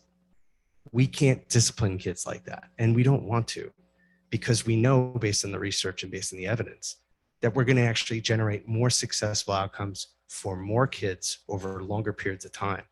Because one of the things that we also have to recognize is that kids who did grow up in a violent household where physical discipline was administered, that's an ace. And we already know that adverse childhood experiences are far more detrimental to a child's outcomes than anything else we can do. Just to clarify, I'm not advocating anything like that. I'm just saying that at that time and place, that was part of the discipline practice. That's understood, Director Whitfield. I just did a quick search on dropout rates by decade. And so the traditional approach created a dropout rate that was about 1 in 5 students. The current approach, as we're developing it, where we're at, is about 1 in 20 students dropping out. So when we talk about what society needs from our young people, how we create contributing members of society isn't by isolation and fueling the school to prison pipeline, by driving dropout because there are better or other alternatives out there. Our mission is to educate. And so if I was in the Fred Meyer checkout line, I would be inquisitive. Well, what type of discipline do you think would work? And then just explain right from your perspective, Director Whitfield, it's really complex. We can't do that anymore. And invite them to share. I'm sorry. So I couldn't resist. I think I would say that our goal is to partner with kids, right? What we know is that a high level of expectations needs to be met with a high level of support to help our kids develop the intrinsic value and ownership for their own progress and learning over time. That's the long view. That's I worked in a school once that we said time is our ally, right? That we're going to take the time that we need with kids to do it the right way. And so that partnership with kids, that partnership with between teachers and students, between teachers and administrators, between schools and families, our goal is to partner. And it's about high level of expectation met with high level of support. I have a full page of notes, and I'm going to try and be very concise.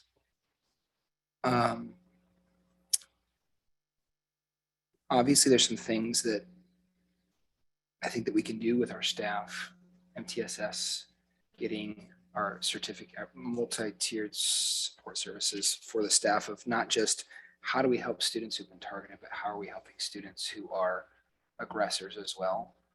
And I think there's a wonderful axiom that embodies a lot of what you're saying, is that hurt people hurt people. And we see kids that more is caught than taught, and they bring that into the school. And we are kind of like a second parent to these students, but we're not the only thing that they see. And we can't control what is caught or taught or experienced outside of the doors of our school. But I think that there's an important thing here, because we can talk about the student experience, which we just heard a lot of tonight. Very difficult to hear and very important to hear. We can also talk about what the state is doing and the guidelines and the educational philosophy behind all of that, but we have to live in the Venn diagram of the middle of those two things. And what I'm hearing is kids are still getting consequences, and we have these things in place. And I even looked up policy 3241P, which is the procedure process of that, which is very complex and has a lot of RCWs and has a disciplinary matrix and whatnot that goes through very many pieces. But what I'm hearing from the students and what we're hearing from the parents, and as a dad of a kid who's at Park Place and experienced all kinds of things as well, these parents are crying out and saying all of those things may be in place, but it's not. But what happens with my kid while they're in 8th grade? And we understand they do take time. Changing culture takes time. I know you guys know this. Neuroplasticity takes time. Habit development change, all of that, it takes time. But what do we do with my 7th grader, with my 8th grader, with my kindergartner, who has a kid who comes up and says things that will scar them for the rest of their life? We can't tell them that it will take time, and there are things that we need to continue to do. I work in a different district, and we have a district where it's interesting because we have our multi-tiered thing as well. And every district does this, and you have staff members who will give an infraction or a referral or call it whatever you call it in that school system that they have, because you arrive 30 seconds late to class because you have to go to the other side of the school to get your books because you're not allowed to carry a backpack, or for whatever reason, or you blinked, or you were associated with kids being loud, so therefore you get that, and it's overdone. And then you have other teachers who are a little bit more relaxed in that area. So you have inconsistencies even within that. And yes, there's a process of how do we get our staff all on the same page. But there's a component here that we have parents and we have students who are really hurting, and it's unacceptable. And so there's pieces, yes, we can put in place.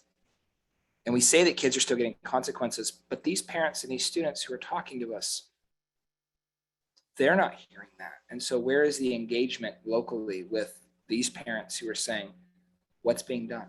We can sit here and say, well, we have all of these policies in place and things like that. They say, yeah, but nothing seems to change. So where's the engagement on that? And we want to, and maybe that means we need to look at updating our policy even more so. I know we want to say, we want to be in line with what WASDA is rolling out. We want to be in line with all of these things, but maybe for Monroe, we need to take things a step further and saying, that's fine, that's dandy for what Washington State is.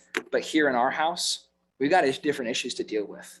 There's a whole nother layer of garbage that we are trying to work with in our community. So maybe that means that we take these best practices and say, we're going to go another layer deeper. And maybe that means things like, and I'm not saying other more severe disciplinary policy, but saying of what does it look like with required staff training and implementation so that there's consistency across the board. Because we know that classroom management isn't discipline, it's creating an environment where kids are engaged in learning. It's not, oh, you did this or you did that. It's how do I create an environment to bring the kids in and they're engaged in that process? And how do we continue to make that, this is how Monroe works? Whether you're at Park Place or you're at Hidden River or you're at Frylands or Frank or MHS or Leisure Learning, wherever, it doesn't matter, but how do we say this is consistent? And I know that's a big ask and that does take time, but there's also an immediate need that we need to continue to reach out to our families, because it's very obvious that that is being, whether we say kids are receiving consequences and kids are being met with and kids are receiving the counseling on that, there are families who are saying, really? Where? And I think that there's a big portion where we can continue to engage deeper in that. And so I'm ready to do the work of saying, well, what does that mean that we need to do to make that in place? So there's a lot more I could talk about, but that's pretty much the gist of it.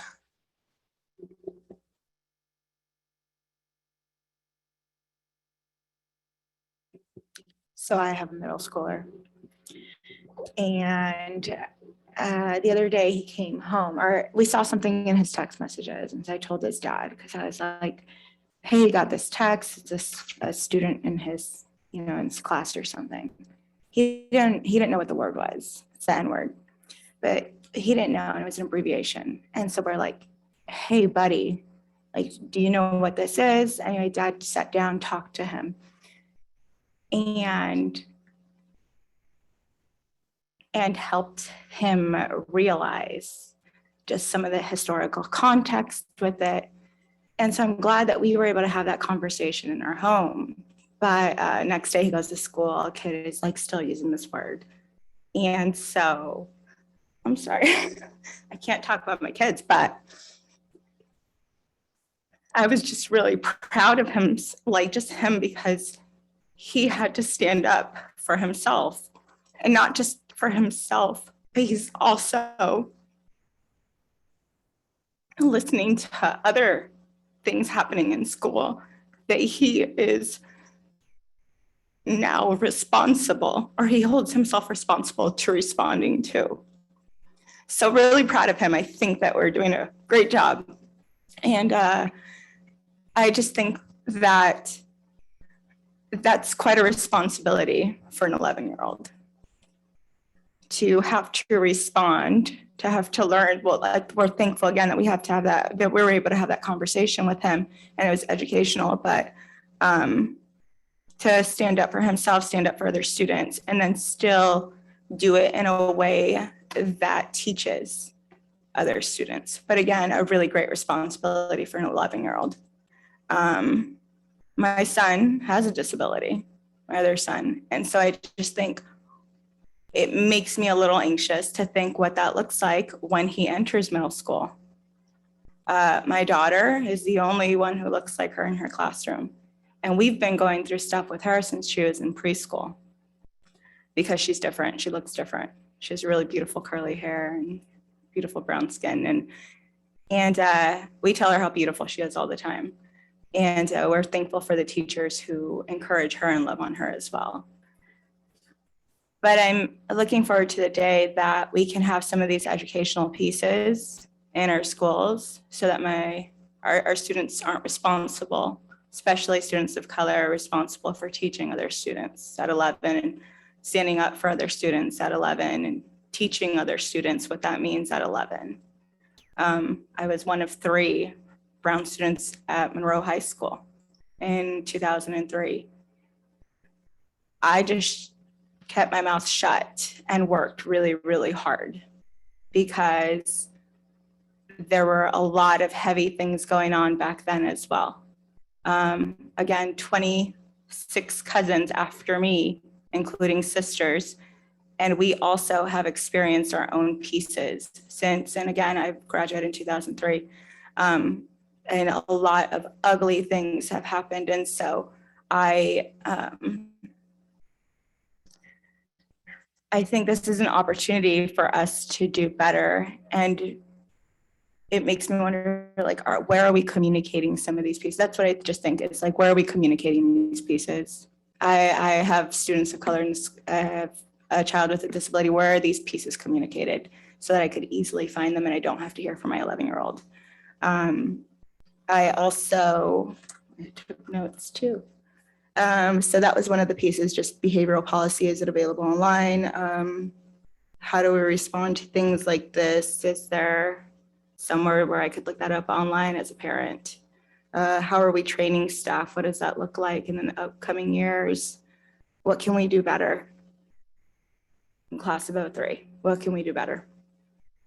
And the exclusionary discipline, it made me think at some point, I can see that my child, my oldest, would get so frustrated, or there would be such a buildup that eventually he responds in a way that obviously we wouldn't love, but to defend himself or to stand up for himself, that would then get him in deeper trouble.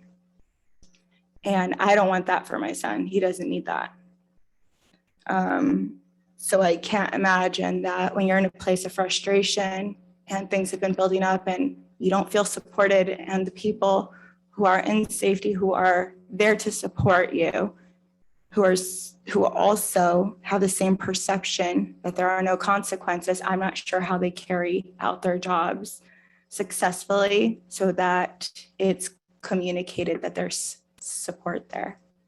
And Greg, I think you're doing a great job. I want to give you more than 2.5, and I don't know how to do that, and just no promises, but I'm just thinking out loud. Because I do think somehow that perception has to change and that communication has to be clear, not just with our families, but with our students.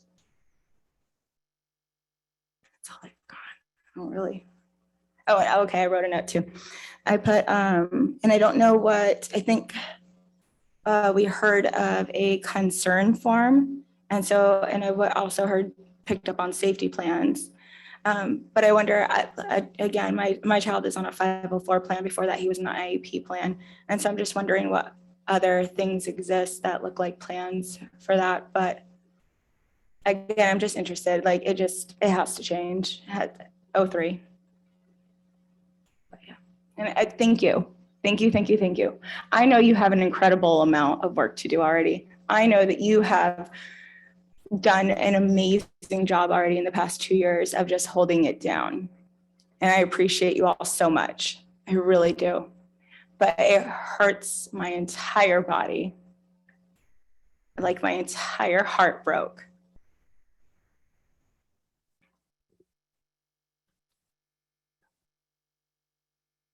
I'd like to end on a positive note. You know, the board gets we're the face of the school district. And so a lot of the information is presented towards us, and our one employee is a superintendent. The superintendent works with the executive team and then the teachers to carry everything out. And I truly believe that we can work together, tackle this.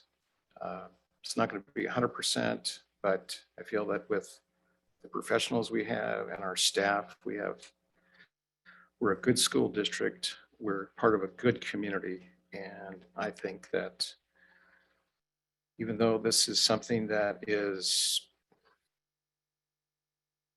statewide, nationwide, that we can work together, we can make a difference, and we can make positive steps and protect our kids and make them feel safe and get them educated and have high expectations.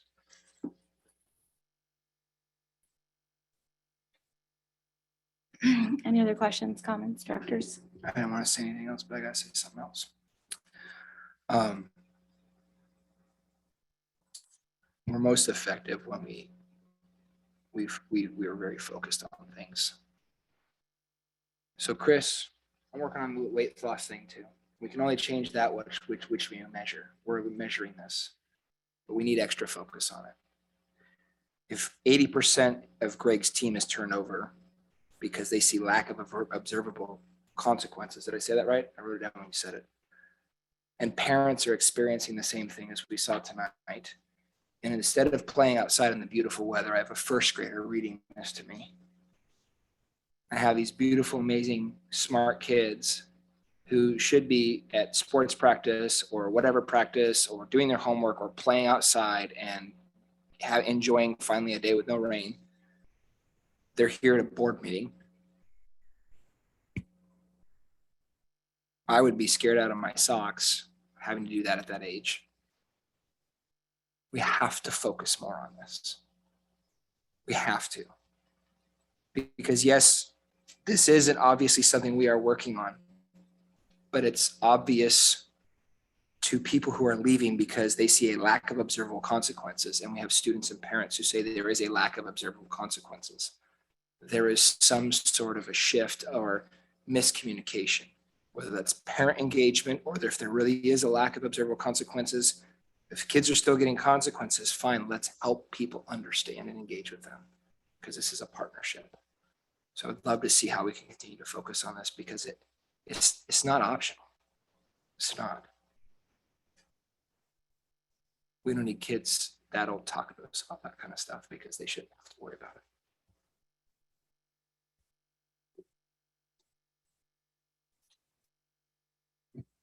Questions, comments? Okay, Chris. So the last thing I'd just like to share is I just want to reiterate with something Acting Superintendent Whitworth said, just Kim. It's just Kim. As I say that from now on. We need your support. We need your support in helping us create time to do this. We need your support and approval of how we allocate funding to do this. We need you guys to help us out because it is a community problem that we're seeing in our schools, and schools are often placed in the position of having to solve societal problems. We're happy to take it on. It's part of the gig, but we need your help.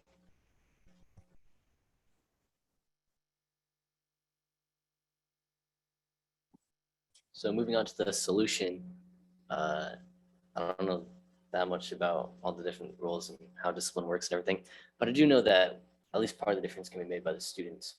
If we somehow figure out how to get students working with each other one-on-one just to uplift each other and be good examples to each other, that's going to be the big part that creates a better community in our schools. And if we can just have teachers working with students as friends, as peers, to inspire them to be better people, and I think that's what's going to make a difference. So if we could talk to our teachers, say, hey, work with students as peers, be nice to them, that could help.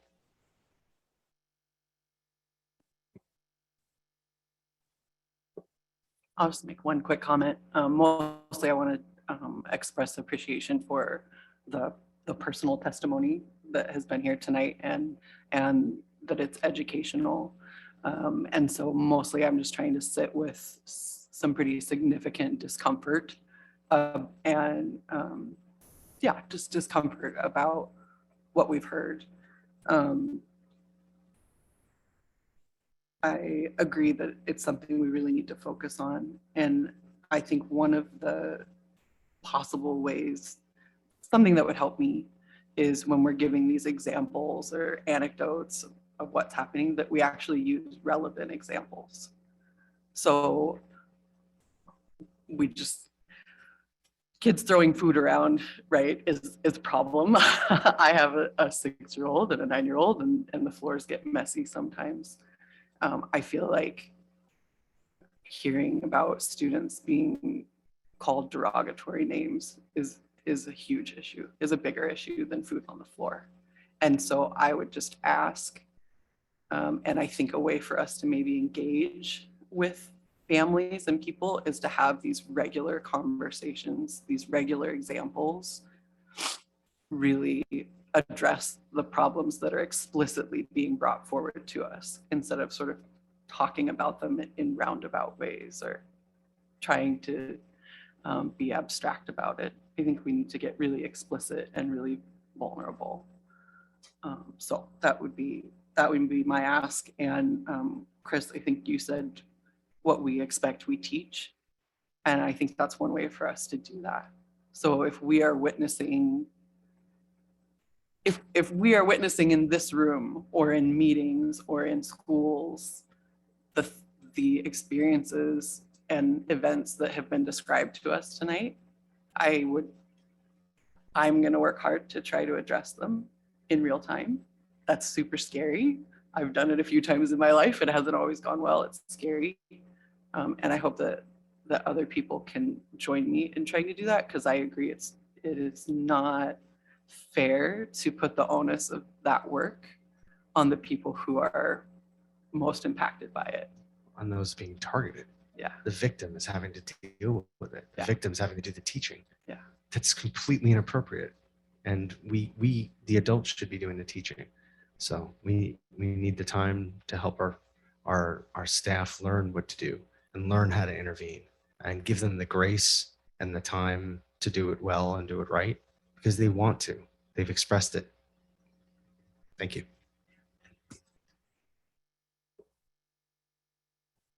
Any more questions, comments? Okay, thank you all so much. Appreciate you.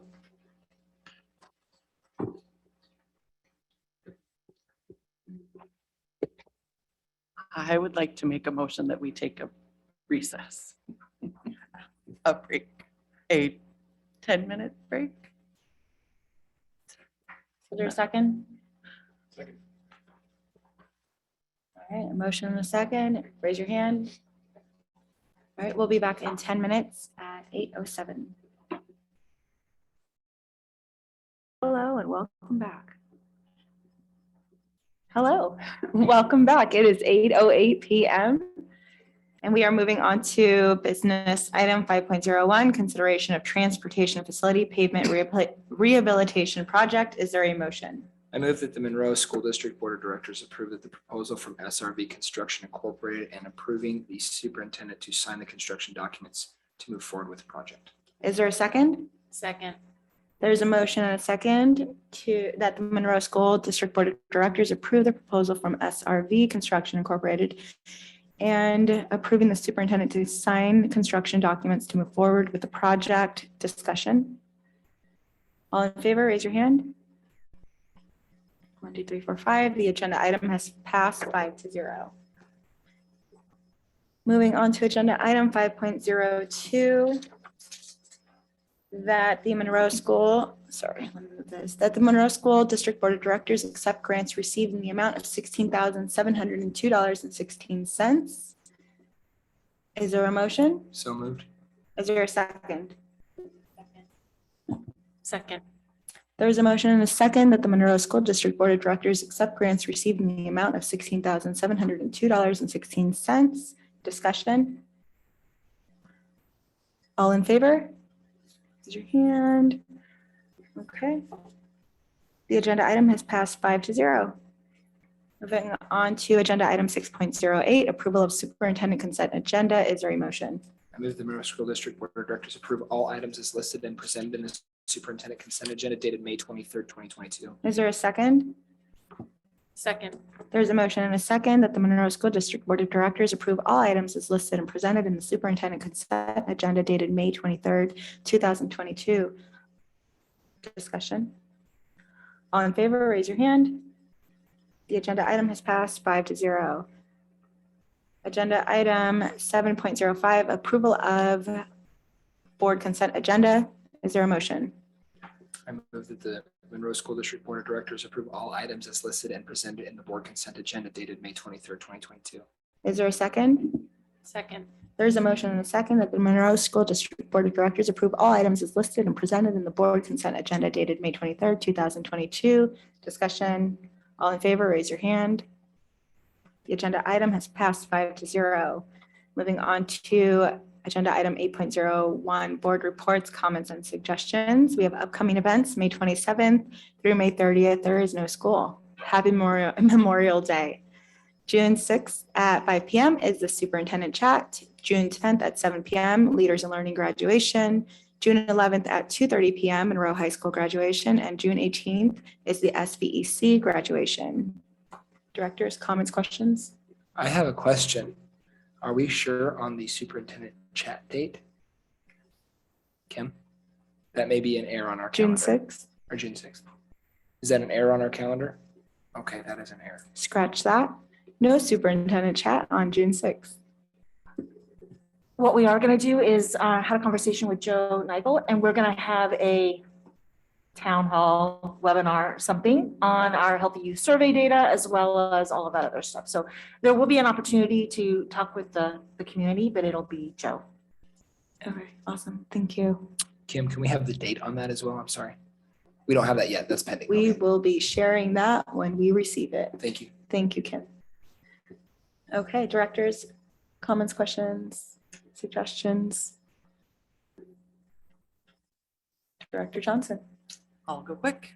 I am always grateful to Nathan for starting the, activities and events. Congratulations. It's awesome and appreciated. There are a lot of great things going on in Monroe School District for our sports and activities. WIA, we've got the soccer team, softball team, golf, We also had students placing for the FFA state competition. I got to attend the Addams Family performance last weekend. It was awesome. It was a big cast too. It was a lot of students on that stage. It was incredible. I am looking forward to getting my shirt to wear and would encourage folks to continue going. It was also really emotional to see the seniors give their farewell. We had a wonderful time speeches. That was really cool to watch. And then the last thing I want to share, I attended a event called Equity Through Experiences of Our Students. It was put on by WASDA, WASA, and AWSP. I believe it was recorded. I would encourage anybody to go check it out. It was students from across the state sharing their experience, what they feel like equity looks like in their schools, what their asks were. And one of the biggest takeaways I had, I know it's been really important to all of us directors to go on school tours and to be more visible out in the district. I got to go to Park Place Middle School, and I'm heading over to Leaders in Learning tomorrow. The students suggested that directors and adults within the districts meet with the clubs. They really felt like that was the place where there was equity happening and inclusion happening, and they encouraged adults to get involved with and learn about the clubs in the schools. So I'm going to be reaching out to schools to see what clubs they've got, who would maybe like to have us come by. And I think it's another space for us to get into, show our appreciation for the students. Thanks. Thank you, Director Johnson. Anyone else? Go ahead, Chuck. Sorry, Director Whitfield. I was wondering whether or not to even do this tonight because it was so heavy listening to those earlier comments and our discussion. But I've been on a kind of a self-learning course to learn about the school district. I've listened to many presentations like we had tonight. And what I found is that it's best to go out and to visit schools and to visit things that are going on. So when we make decisions at the board level, I can put a face to the students and the teachers. And I visited all 10 schools, visited classrooms, met with teachers and principals, facilities. I visited transportation and food services. And the purpose of it is twofold. One, making a presentation like this, it makes me study the area to be able to explain it in a, if I can capture it and understand it, then I can explain it to individuals at Fred Meyer, at Safeway. And also I look at it as an opportunity to explain to the public some of the programs that we have. And I had a chance to meet with Chris Cronus, and I learned about categorical programs. So I want to go through those. I went with David Parator for special education. And then as I look at things like the discussion we had tonight, I can see how these categorical programs fit into that. So what I'm going to be reading from is from information that's on the website. But this, between special ed and categorical programs, is probably the most complex and difficult to understand because it's outside of general education, which is easy to get your head around. So the categorical programs are state and federally funded programs aimed at addressing the needs of vulnerable students. Each of the programs require annual applications for non-competitive grants and provide funding to purchase teachers, staff, and to serve each population. Student services provide information and assistance to a wide variety of programs and student learning. First one is Title I. Title I is a federally funded program designed to provide additional intervention and support students who are struggling academically in school with high concentrations of children in low-income families. Title I funding is generated based on the number of low-income families we serve in the community. We currently have 2 Title I schools, Frank Wagner Elementary and Park Place Middle School. And the qualification for this is at least 40% of the school's student population must qualify for free and reduced lunch price in order to receive support for Title I.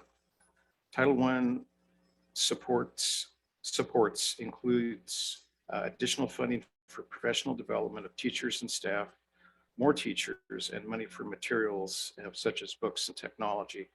And one of the things I've learned is that some parents are hesitant to apply for it, maybe for personal reasons or for pride. And if we can encourage families to apply for this, then that opens additional opportunity for funding. So the next program is 504. Section 504 of the Rehabilitation Act of 1973 is a federal law that protects students from discrimination based on disability. Section 504 assures that students with disabilities have educational opportunities and benefits equal to those with students without disabilities.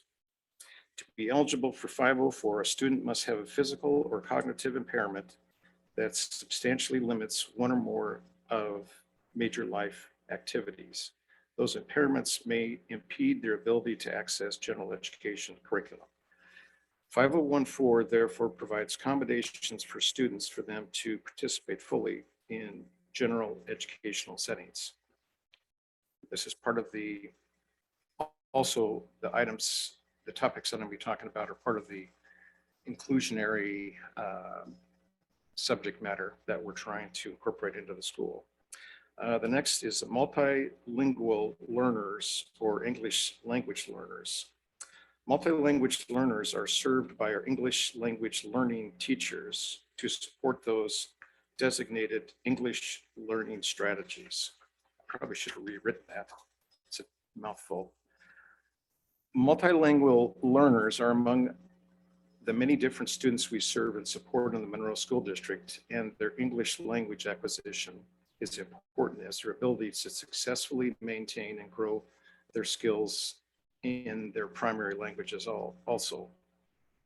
Multilingual learners participate fully in Monroe School District curriculum through language and academic support from highly qualified ELL teachers. In my conversation with Chris, he said that individuals that are learning two language at the same time exceed or have an easier time academically by having two languages that they're working with. Now, this is an interesting one. Homeless students, the McKinney-Vento Act. The McKinney-Vento Act was a legislative response to homelessness that was enacted in 1987. The purpose of the McKinney-Vento Act is to ensure that homeless students are enrolled in and succeed in school. Generally, it's children and youth sharing housing due to loss of housing, economic hardship, or a similar reason. So examples of those are two or more families living in one household, couch surfing, children living in hotels, motels, trailer parks, campgrounds due to lack of alternative accommodation, children and youth living in emergency or transitory shelters, children and youth abandoned in hospitals, children and youth whose primary nighttime residence is not ordinarily used as a regular sleeping accommodation, example, park benches, neighborhood garage, children and youth living in cars, parks, public spaces. So we know that homelessness is a part of society, part of happenings in Monroe, Snohomish County, and throughout the state. The next program is Learning Assistance Program. The Learning Assistance Program, or LAP, is a state-funded program designated to provide additional intervention and support to eligible students who perform below standard on state and district assessments. With the assessment on early learning grades, schools design programs to give eligible students the additional help they need for a strong start with academic success. The Learning Assistance Program in Monroe School District primarily focuses on our younger learners, grades kindergarten through third grade, and when possible, we use LAP funding to support students up to grade 5. Lab students typically receive extra doses of literacy instruction each day, meeting with a small group, one-on-one with a intervention teacher who works closely with the classroom teacher to align their instruction and to accelerate students' growth. So this is something that we do, that we incorporate part of the school, where students that are behind grade level or not at grade level, they can receive additional assistance to and help to get them at a higher level of reading and math, for example. And the last is Sky Valley Indian Education. The Skycomish Valley Indian Education programs provides culturally relevant activities, family programs, and enrichment opportunities for Native American, American Indian, Alaska Native students. The Sky Valley Education is a consortium comprised of Monroe School District and Sultan School District and Snohomish School District. The program is designed to honor and support any student who is a member of one of the many local tribes that have lived in the region since time immemorial. So in my self-test to learn all the various aspects of this very complicated school and educational system, my effort is to understand the organizational context, the operational, and seeing how that's connected. And through these visits and meeting principals and meeting students and looking at programs, that when we're presented with information like the discipline, I can see how that incorporates into the work that we do, and so we can make intelligent decisions and good decisions. And I'll just close with this. You know, I met a lady up at the high school, and I said, you know, the school board, man, that's a lot of work. And she said, well, you know, you wanted to do it. So I was like, yeah, I did. But the one thing I didn't understand is just the huge responsibility that we have. As I was going through this, I felt like a wave of responsibility going through me, and listening to, you know, the reports, and even going to the Sky Valley Education, all the stuff that happens, the students, it all comes down to the students, and all this stuff we do at this level, and listening to all the boring things and all the presentations, and we do things on a organizational level, but you know, it's for the, it's making sure that the funding and the decisions we make support the students for the best education academically. So I think that's my final report in my series of Chuck's educational tour.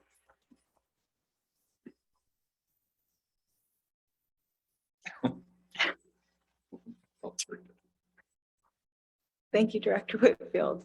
Directors, any other questions, comments, suggestions? Okay, I do have a couple notes. So one, transitional kindergarten registration, you can do it online. If you have a child who will be turning 5 between September 1st, 2022 and August 31st, 2023, go online. Register them for transitional kindergarten. Kindergarten is also open, and you can also register online. It's monroe.wednet.edu. And let's see, I met with seniors. I was able to visit the high school a week ago, 2 weeks ago. I don't know. Holy moly, kids are just so cool. So cool. Bucket filler. Thank you so much for allowing me to visit. I just hung out mostly. Principal Willie just let me hang out and walk around, walked into meetings, sat, and they just let me listen. That was really neat. I actually walked into a multilingual meeting in there, and just it was the first time I sat and learned about the pathway from middle school all the way through high school. And I did promise some email addresses for directors, just so you know. I did identify somewhere where you could help out.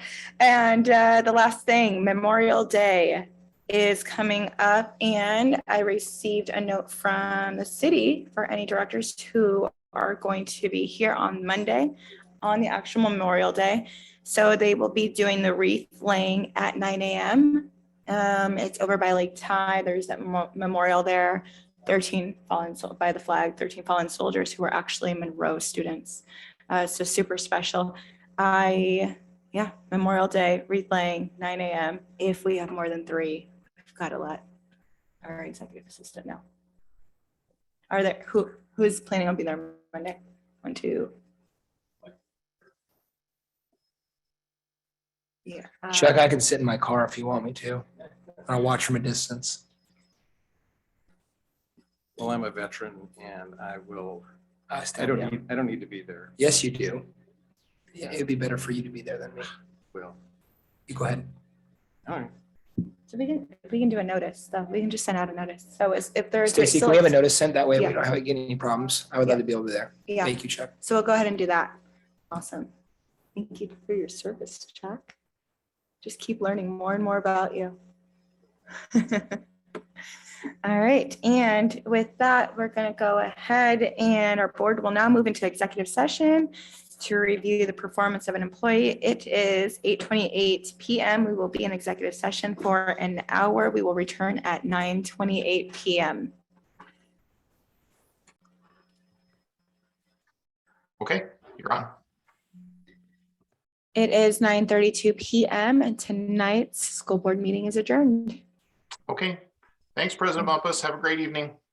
You too, Keith. Thank you. You bet.